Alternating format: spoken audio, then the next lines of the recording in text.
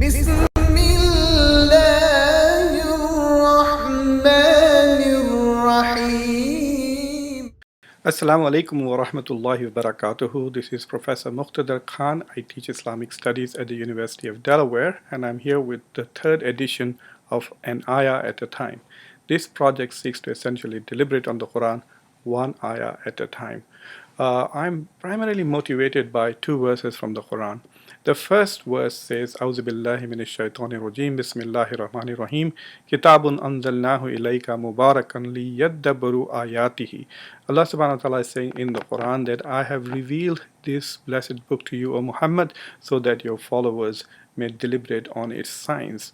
وَلِيَتَذَكَّرْ ulul albab, and as I've also sent it as a reminder to those who already understand some of the messages of the Quran which were revealed to prior religions through prior prophets. So the command is very clear that I have revealed the Quran for you to deliberate upon it, and if we do not think, do not reflect on its signs, do not deliberate on the Quran, we are violating the command of Allah subhanahu wa ta'ala. The second verse that motivates and informs this project is Bismillahir Rahmanir Rahim, Allazina yastamiyuna al-qawl fayattabi'una ahsanahu, Ulaika allazina hadahumullahu wa ulaika hum ulul albab.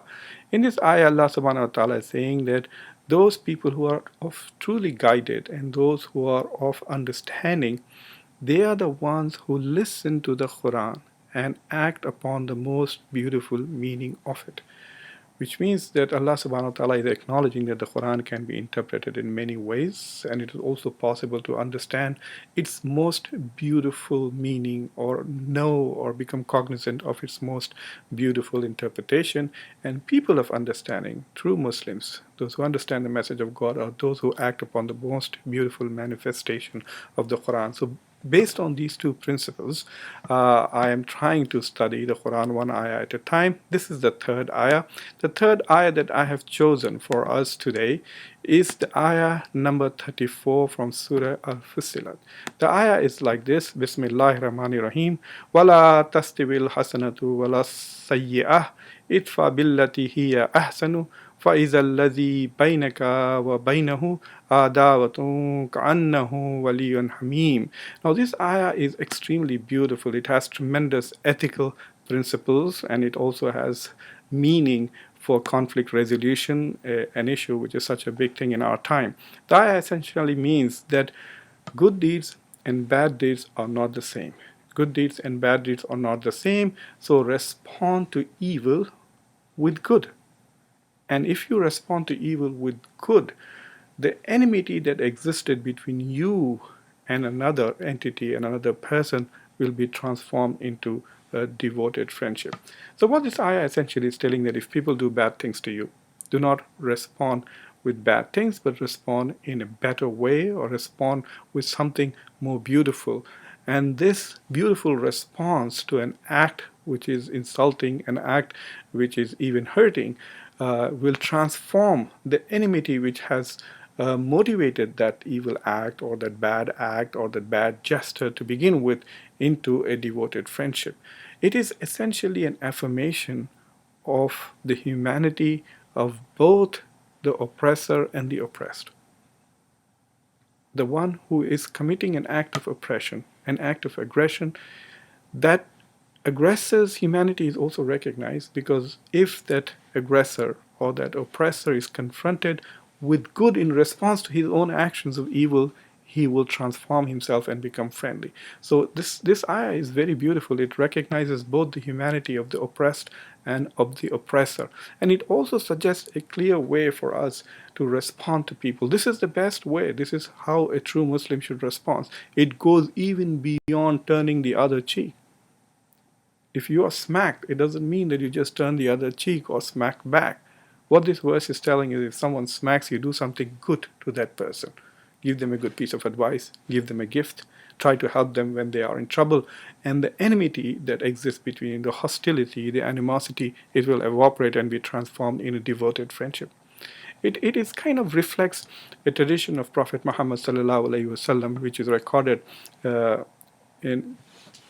in many traditions, but it is most famously recorded as the number 32nd ayah in Imam Nawawi's collection of 40 hadith. Sorry, it's number 32 hadith in the collection of Imam Nawawi's 40 hadith. The hadith goes this way: La darara wa la dirar.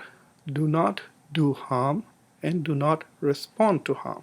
It's a very simple thing. Do not do any harm and do not respond to harm. It is essentially the essence of Islam. Islamic law is based on this fundamental understanding that the purpose of Islam is to prevent harm and to encourage benefit, to stop evil and to encourage good. So it is a more subtler and more beautiful manifestation of that same principle of justice, that do not do harm and do not respond to harm. But the ayah in the Quran goes even further.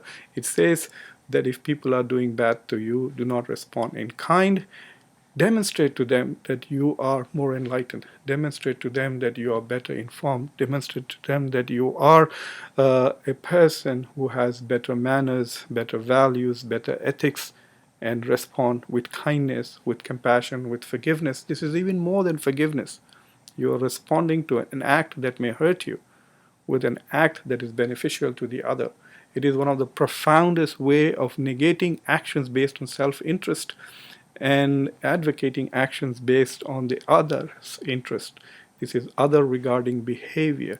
So in this age when Muslims, particularly those who are living as minorities in Europe, in North America, in India and other places, and when they are confronted with hostility from majority communities, a phenomenon that is now widely recognized as rising Islamophobia, which is a global phenomenon. So when you confront Islamophobic actions, do not respond with equal hatred. Do not even respond in a fashion which will humiliate or insult your aggressor. Try to respond in a way which will transform their heart, which will turn their heart so that they stop hating you and start liking you, start respecting you, start recognizing you as a fellow human being. Now, I understand that it's very difficult for all of us to do that, for us to aspire, but it is important for us to at least know what our faith teaches us. It is not a religion which advocates tit for tat. It certainly is not a religion which encourages its followers and its believers to act aggressively in the first place. We are not supposed to harm anyone. We are not even supposed to respond to something harmful by responding in a harmful way. But here the Quran really pushes the envelope of ethics, of tolerance, of compassion, of forgiveness. It says, respond to evil with good. I pray to Allah subhanahu wa ta'ala that He gives us all the courage, the capacity, the heart that is necessary to be able to understand and absorb these virtues and occasionally, if not all the time, manifest that in our lives. Ameen.